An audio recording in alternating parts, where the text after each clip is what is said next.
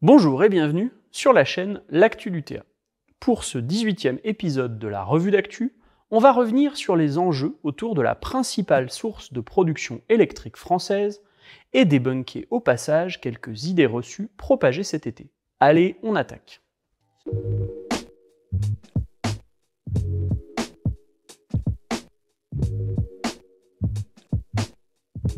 Avec la canicule, les esprits s'échauffent, et ça ne manque pas, on recommence à agiter contre-vérité et approximation. Mais si au lieu de céder à la démagogie, on suivait les conseils de Jean-Luc? La peur tétanise. La peur durcit les cœurs. La peur ferme les esprits. Et face aux défis, c'est le contraire qu'il faut faire. Premier buzz, le nucléaire serait une énergie intermittente. Une partie du parc étant à l'arrêt ces derniers mois, pour maintenance ou à cause de la canicule.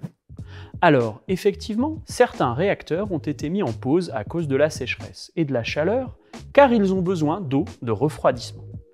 Et quand il y a un risque de rejeter de l'eau vraiment trop chaude, on privilégie l'arrêt par précaution pour la biodiversité. Mais d'une part, on notera que les études indépendantes réalisées en aval des centrales de Tricastin et de Goldfish. Bref, les études indépendantes sur les rejets d'eau de refroidissement, même en période de canicule, n'ont pas révélé d'impact sur la faune et la flore aquatique. Comme quoi, les protocoles de sécurité ne sont pas si mal fichus. D'autre part, toutes les centrales ne sont pas concernées au même niveau. Effectivement, si celles à circuit ouvert sont impactées, les centrales avec tours aéro-réfrigérantes ont besoin de 25 fois moins d'eau. Elles continuent donc de tourner sans problème. Ces arrêts temporaires entraînent donc une perte de 0,3% de la production annuelle du parc. Ce chiffre pourrait monter à 3% selon les prévisions les plus alarmistes. On est donc loin de l'intermittence du photovoltaïque ou de l'éolien. Mais et la montée des eaux, me diriez-vous?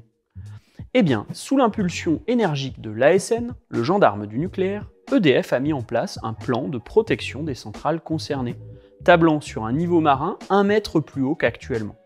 Ainsi, à Gravelines par exemple, la centrale est résiliente à ce risque. Mais pas les zones résidentielles de la ville par contre.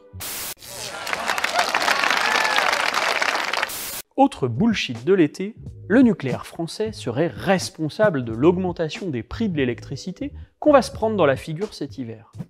Alors celle-là, il fallait l'oser. Dire qu'on s'en sortirait mieux si on avait fait comme l'Allemagne en somme, qui dépend fortement du gaz d'importation, aujourd'hui russe et demain états-unien. En réalité, les prix sont l'objet d'une spéculation effrénée, précisément parce qu'on laisse les spéculateurs faire. Et aussi parce que l'État oblige EDF à céder à perte, je dis bien à perte, un quart de sa production aux revendeurs privés, histoire de soutenir leur taux de profit. Et à racheter au prix fort sur les marchés l'électricité qui lui manque ensuite. Au passage, spéciale dédicace à Enercop, bravo les gars. 150, ça vous va? Non, 300. Exorbitant. Vendu. On voit donc que le pilier du mix énergétique français est solide, tant d'un point de vue technique que environnemental, puisqu'il détient le record de la plus faible émission de CO2, avec 6 grammes par kilowatt produit en France, contre 15 grammes pour l'éolien et entre 25 et 43 grammes pour le photovoltaïque, selon où on fabrique les panneaux. Et ça, c'est pas Fabien Roussel qui le dit, mais l'ADEME. Alors, malgré les efforts des lobbies du gaz et du charbon, petit à petit, la raison fait son chemin. À l'image de ces écologistes états-uniennes dont nous parle le Monde Diplo d'août dernier, qui s'organise au sein de l'association Mother for Nuclear, dans un pays devenu champion du monde du gaz et du pétrole de schiste. En France aussi, les lignes bougent. La fondation Jean Jaurès révèle que 47% des électeurs de la France Insoumise et 39% de ceux d'Europe Écologie Les Verts sont favorables au nucléaire civil. Pour préparer cette vidéo, on s'est principalement basé sur le numéro avril-mai-juin de l'excellente revue Progressiste qu'on vous conseille de découvrir.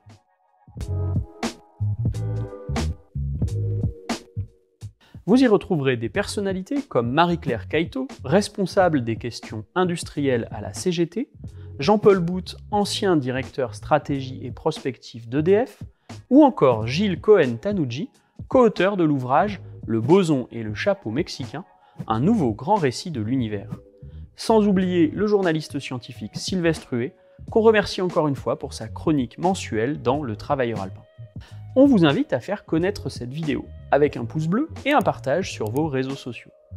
En bossant ce sujet, on s'est aperçu qu'il y avait matière à développer davantage sur chaque aspect. Approvisionnement, traitement des déchets, recherche. Alors, dites-nous en commentaire si ça vous intéresserait qu'on aille plus loin dans de prochains épisodes. Merci d'avance et à très bientôt.